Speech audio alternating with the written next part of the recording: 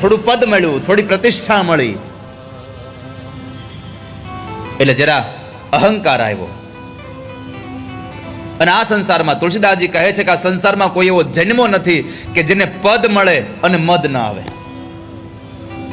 આ સંસારમાં કેટલાય પ્રકારના મદ આપણને, કોઈને પોતાના રૂપનું અહંકાર આવે, કોઈને પોતાના સંપત્તિનો અહંકાર આવે, કોઈને પોતાની આવડતનો અહંકાર આવે, કોઈને પોતાના પદ અને પ્રતિષ્ઠાનો અહંકાર આવે, પણ અહંકાર આવ્યા વગર રહે નહીં. પણ મારે એટલું કહેવું છે કે આપણા અધપતનનું જો કોઈ મૂળ કારણ હોય તો આપણું અભિમાન છે. તમારું અભિમાન જ તમને નાશ તરફ લઈ જાય છે.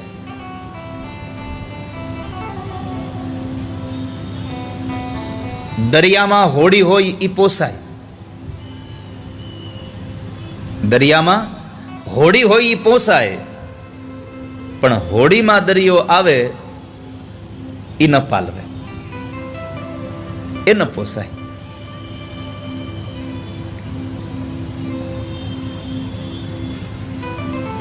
પરમાત્માને પ્રાર્થના કરીએ કે નાથ, આ સંસારમાં તમે પરમાત્મા બધાને બધું આપો છો, પણ બધાને વિશેષ રૂપે કંઈક એક ના એક વસ્તુ આપો છો, પણ મને જે વિશેષતા આપો એનો અહંકાર ન આવે એવી કૃપા કરજો મારા ઉપર.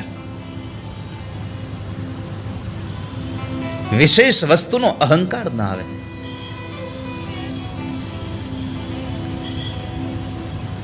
પ્રભુતા પાઈ જાય મદ નાહી. પ્રભુતાનો અનુગ્રહ મળે ભગવાનનો અને મદ ના આવે,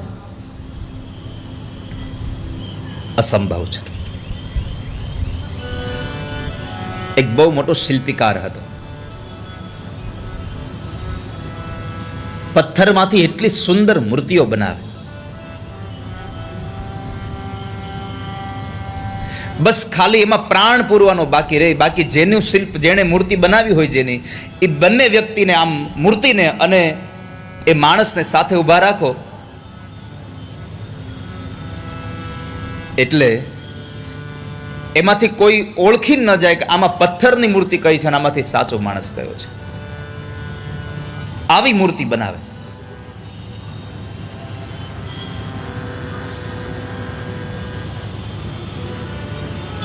એમાં એને એક વખત સત્સંગમાં એને જાણવા મળ્યું કે એક દિવસ આપણે મરી જવાનું છે, ભગવાન આવીને ઉપાડી જશે.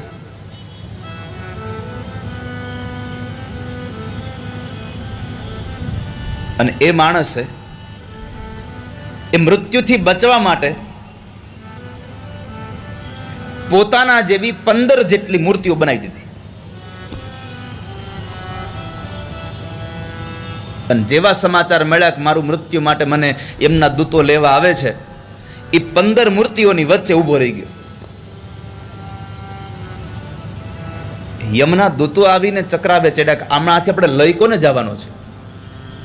બધા એક સરખા, આપણે તો એકને જ લઈ જવાનો છે. મળે જ નહીં, મળે જ નહીં. યમના દૂતો નિરાશ થઈને પાછા ગયા. એટલે યમરાજે પૂછ્યું કે કેમ તમે મારું કામ કરીને ના આવ્યા? મેં જેને તમને લેવા મોકલો તેને લઈને ના આવ્યા? પગે લાગીને કીધું, મહારાજ તમે જેને લેવા મોકલ્યો તો એવો એક નથી. આવી ઘટના તમે પહેલી વાર જોઈ. કેમ? તો કહે છે કે જેને તમે લેવા મોકલ્યો તો એવા તો 16 જણા છે, લાવવાનો કોને? એમાંથી મળતો જ નથી. યમરાજ કે એવું બને જ નહીં. તો યમના દૂતો કહે છે, મહારાજ તમે અમારી હારે હાલો, તમે જોઈ લો. યમરાજ કે હાલો. યમરાજ સાથે ચાલ્યા છે. આવીને જુએ છે તો ખરેખર આ ઘટના છે. 16 વ્યક્તિઓ એક સાથે ઊભા છે. નખ શીખ ક્યાંય ફેરફાર નહીં હો, આબેહૂબ બધી મૂર્તિઓ. યમરાજ વિચારમાં પડી ગયા કે આમાંથી લઈ જવાનો કોને આપણે?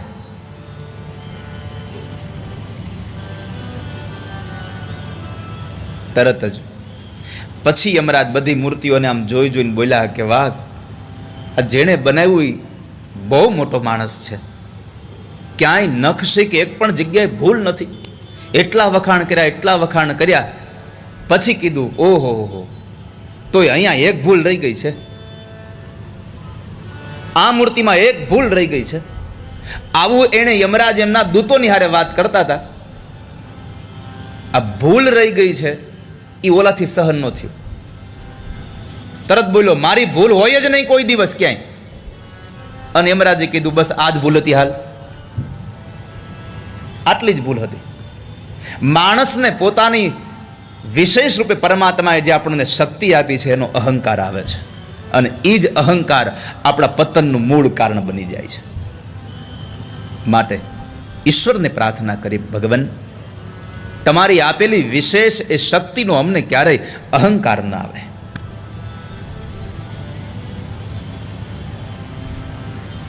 દક્ષને અહંકાર હતો, ભગવાન મહાદેવનું અપમાન કરે,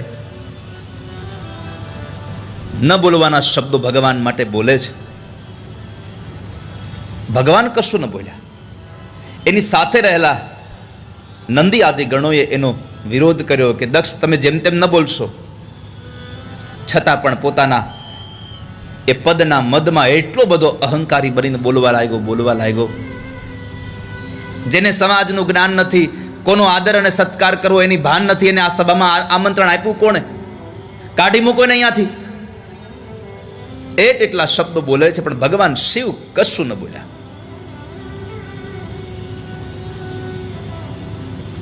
શાંત રહ્યા.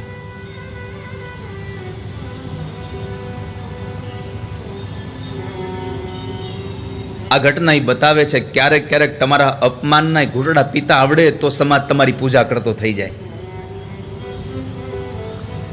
ભગવાને પોતે આ ભરી સભામાં અપમાન સહન કર્યું, છતાં પણ એનો ઘૂંટડો પી ગયા. તો આજે આખી દુનિયા દેવોનો દેવ મહાદેવ કરીને ભગવાન એની બધા એની પૂજા કરે છે.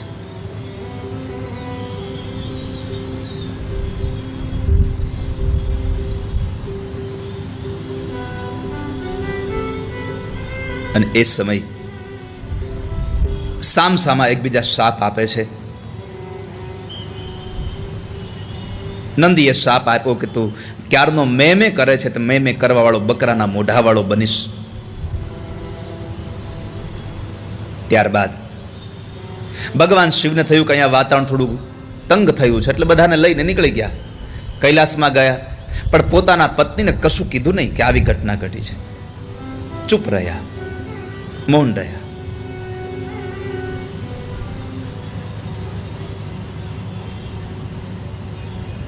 પોતાનું અપમાન થયું છે આવું માની લઈને શિવજીનું અપમાન કરવા માટે એને યજ્ઞ કરે છે.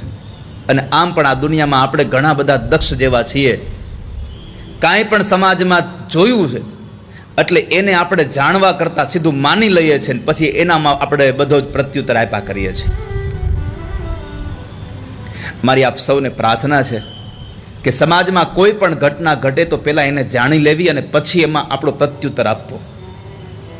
માની ન લેવું સીધું, પણ આપણે તો સીધું માની લેવા વાળા માણસ છીએ. અને એમાંય કોઈની ખરાબ વાત આવીએ તો તરત માની લઈએ.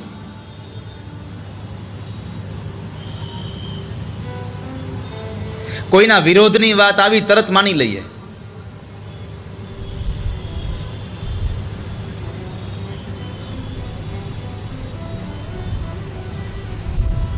દક્ષે જાણ્યું નહીં, સીધું માની લીધું અને એને યજ્ઞ કર્યો. બધાને આમંત્રિત કર્યા, પણ ભગવાન શિવ અને પોતાની દીકરી ભવાનીને આમંત્રણ ના આપ્યું.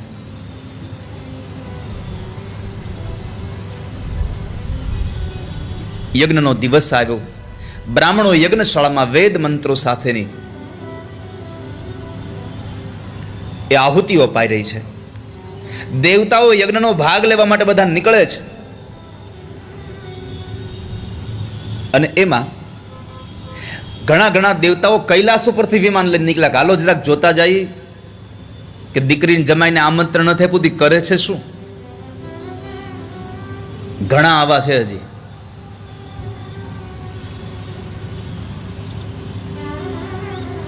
જાણી જોઈને આમ આમ આમ પૂછે, તમને અહીંયા દુખે છે? પાછા દબાવીને પૂછે, અહીંયા જ દુખે છે ને? આ દુનિયા છે.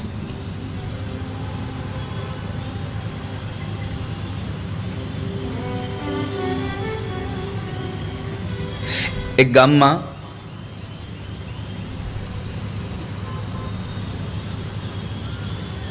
એક વ્યક્તિએ આખા ગામને જમવાનું આપ્યું, પણ એક વ્યક્તિને જમવાનું ન આપ્યું, એને આમંત્રણ ન આપ્યું.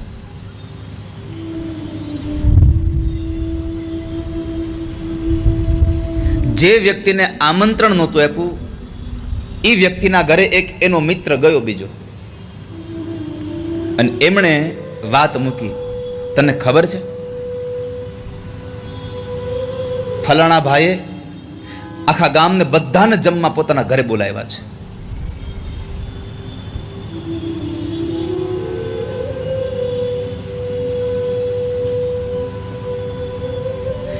જેને આમંત્રણ નહોતું આપ્યું માણસ એટલું બોલ્યો કે એમાં મારે શું, બધાને બોલાવ્યા છે એમાં મારે શું. જે કહેવા આવ્યો તો એને ખબર હતી કે આ નથી બોલાવ્યો, એટલે વળી પાછી વાત ઉખેડીને કીધું કે બધાને બોલાવ્યા છે, તમને આમંત્રણ નથી આપ્યું. જેને આમંત્રણ નહોતું આપ્યું એને એટલું જ કીધું કે આખા ગામને બોલાવે એમાં મારે શું, અને મને ન બોલાવે એમાં તારે શું.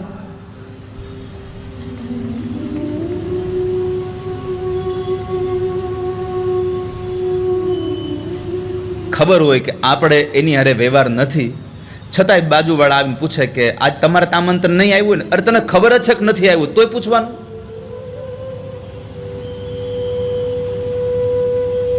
તો ઘણા બધા દેવતાઓ આમ નીકળે છે. માં ભવાની ભગવાનને પૂછું, પ્રભુ આ બધા દેવતાઓ ક્યાં જાય છે? ભગવાને કીધું તમારા પિતાજીના ઘરે યજ્ઞ છે. માં ભવાની ધ્રાસકો લાગ્યો કે મારા બાપની ઘરે યજ્ઞ અને મને આમંત્રણ નહીં, મને ખબર નથી.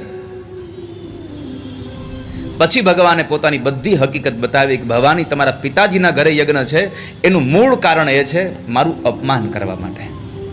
કેમ? તો કહે છે કે મારે તમારા પિતાજીને થોડો અણબનાવ બન્યો છે, પણ એમાં મારી એવી કોઈ ભાવના નહોતી કે હું એનું અપમાન કરું. મને ખ્યાલ નહોતો એટલે હું ઊભો ન થયો, પણ એમને મનમાં એમ લાગ્યું કે મારું અપમાન કરે છે, એટલે એણે અપમાનનો બદલો લેવા માટે યજ્ઞ કર્યો ને આપણને આમંત્રણ નથી આપ્યું. આ દુનિયામાં બદલાની ભાવનાવાળા બહુ જીવે છે.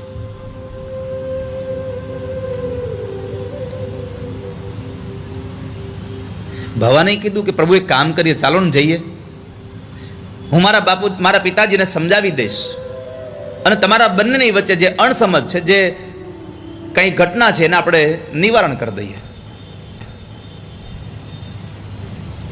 ભગવાને કીધું ના ભવાની, આવકાર વગર જવાય નહીં. અને એમાંય ભગવાન મહાદેવ ભાગવતજીમાં બોલ્યા છે કે ભવાની કદાચ કોઈ અજાણ્યા લોકોને ત્યાં તમે આવકાર વગર જાઓ ને તમારું અપમાન થાય ને તો એ સહન થાય, પણ તમારા પરિવારના તમારા જાણીતા લોકોને ત્યાં અપમાન થાય તો એ મૃત્યુ જેવું લાગે, એ સહન ન થાય. આવ નહીં આદર નહીં નહીં નૈનું માને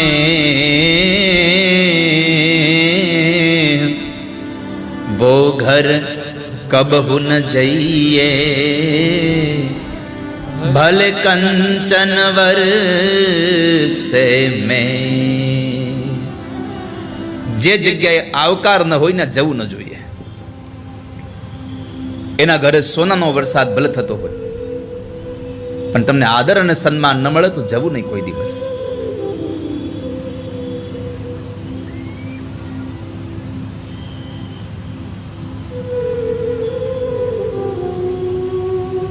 આ કોઈના ઘરની વાત છે, કથાની વાત નથી.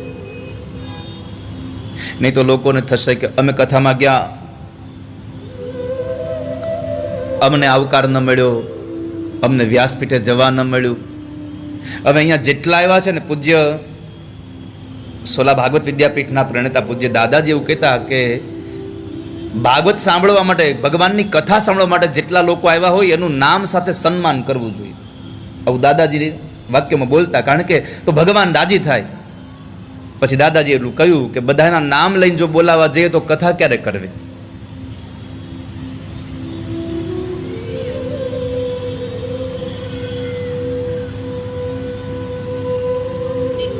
મને એવું સૂજે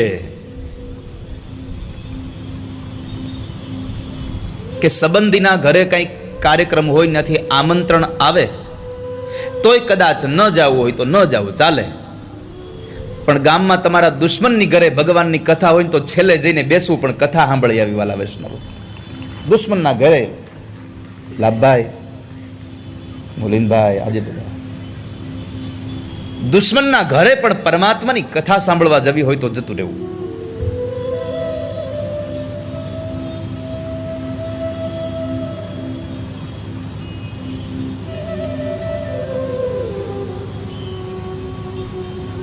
તો ભગવાન ના પાડે છે, ભવાની ન જવાય. પણ માનું મન બહુ લાગ્યું હતું બાપના ઘરે, એટલે ભગવાને કહ્યું કે કામ કરો, તમારે જવું હોય તમે જાઓ, હું નહીં આવું. ભવાનીને થયું કે લાવો હું મારા પિતાજીને સમજાવીશ અને આ અણબનાવને હું સમજણ સાથે દૂર કરી દઈશ. ભવાની ગયા, પણ થયું શું? કોઈએ આવકાર ના આપ્યો. પિતા ભવન જબ ગઈ ભવાની,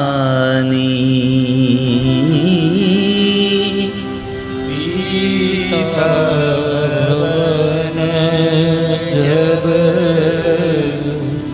ગઈ ભવાની,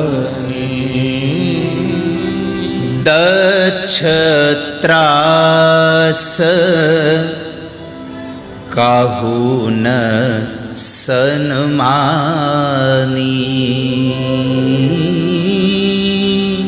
દક્ષત્રાસ કાહુ ન સન્માની.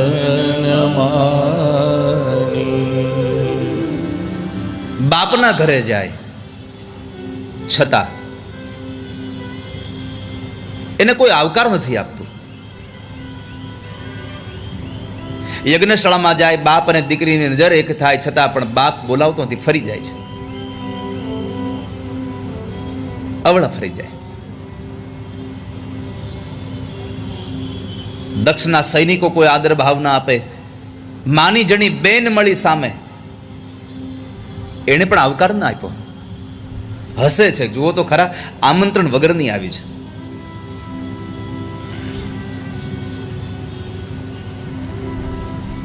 બધાએ એમનાથી નજર ફેરવી, પણ એક માં હતા, માએ કહ્યું કે બેટા આવી ગઈ દીકરા. કારણ કે આ દુનિયામાં આખી દુનિયા તમારાથી અવળું ફરી શકે, પણ તમારી એક સ્થિતિ ગમે તેવી હોય, તમારી માં તમારાથી અવળું મોઢું ન ફેરવી શકે. માં ન ફરી શકે ગમે તેવી સ્થિતિ હોય.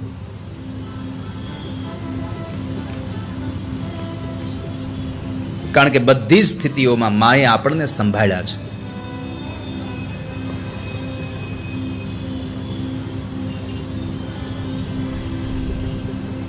માએ આવકાર આપ્યો. માના ખોળાની અંદર મસ્તક રાખીને માં ભવાની રડે છે. માએ આશ્વાસનના શબ્દો કીધા કે બેટા તારા પિતાજીને આવી દુર્બુદ્ધિ સૂજી અને એને આવું કર્યું છે, પણ આપણી ઘરે આટલું સત્કર્મ છે, તારે આ સમયે દુઃખી ન થવું જોઈએ, તારે રડાઈ નહીં, દુઃખી ન થાય.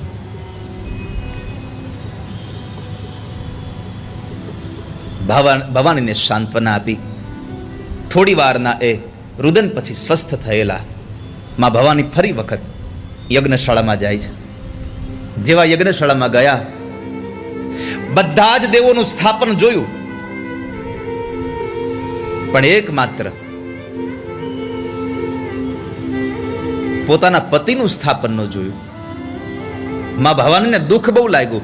પોતાનું અપમાન થયું એનું દુઃખ ન લાગ્યું, પણ પોતાના પતિનું અપમાન થયું એ દુઃખ લાગ્યું. આ સંસારની સાચી આર્ય નારી એ છે કે બધા જ અપમાન સહન કરી શકે, પણ પોતાના પતિનું અપમાન સહન ન કરી શકે. મારા પતિને કશું ન કહેશો ક્યારે.